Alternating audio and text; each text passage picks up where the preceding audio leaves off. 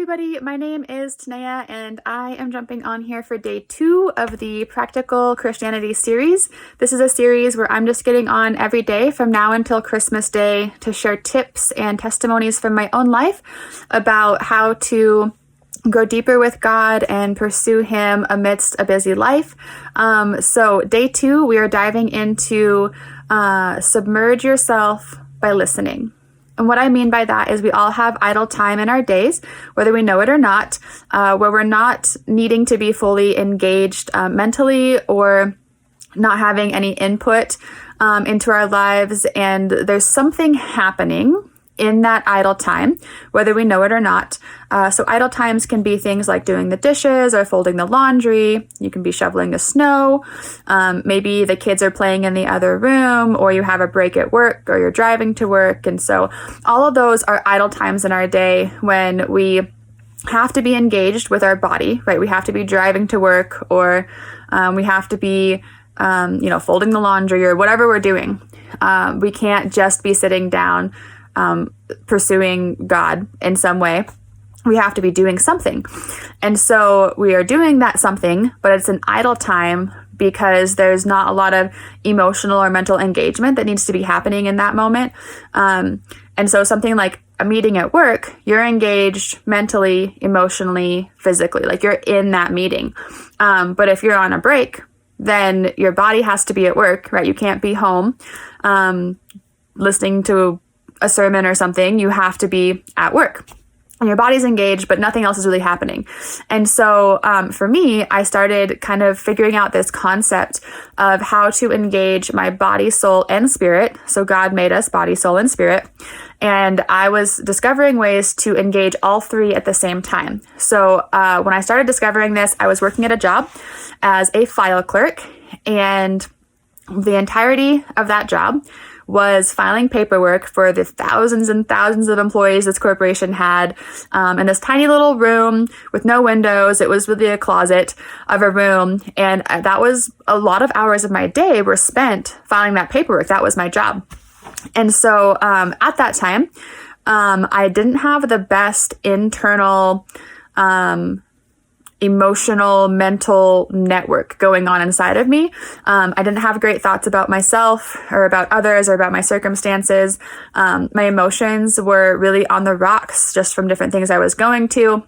And so having all that idle time at that job really felt like I was in a war zone, because I would be thinking, and just all these thoughts and emotions would just really wear me out because they weren't positive and they weren't good. And I felt pretty powerless to change them, honestly.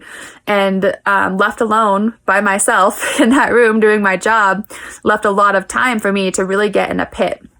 And so I started finding ways to engage my spirit at the same time that I was engaging my body and my soul while I was at work. So what I started doing was, instead of just being alone with my own thoughts that got me nowhere positive or godly, really, I started listening to things like podcasts from people that I trusted to teach the Word of God. I listened to past sermons from my home church. Sometimes I would listen to worship music, but I would just listen to all of these things that were edifying my spirit. And I couldn't be fully engaged in listening to them and comprehending everything that was being taught because I was also engaged at work. I still had to be engaged with my job and doing the physical filing. I still had to be aware that, sometimes people would come in and grab me to help answer phones or something and do something else with the job.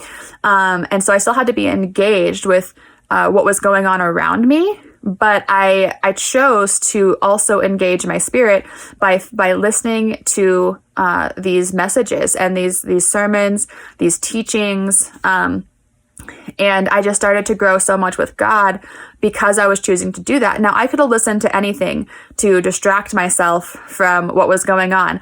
I could have, I could have turned on music videos, or I could have turned on comedians to listen to, or whatever it was. I could have listened to the news. I could have turned on so many other things to just distract me from the turmoil that was going on inside of me when I had this idle time in my day. But instead, I started filling up that space with things that were godly. And even though I couldn't be fully engaged with the godly side because I was at work, I couldn't comprehend everything I was listening to. I had to be engaged with my body. I was still growing and being edified in my spirit.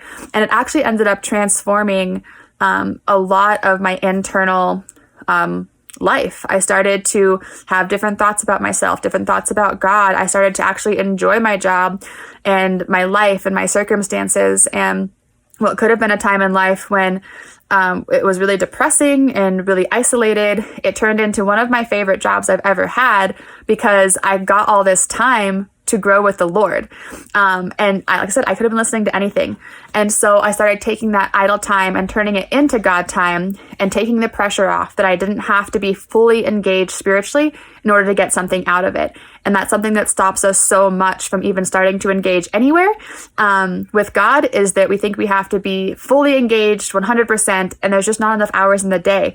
So you can start to take your idle time and turn it into God time, take the pressure off, and it'll just be transformational for you.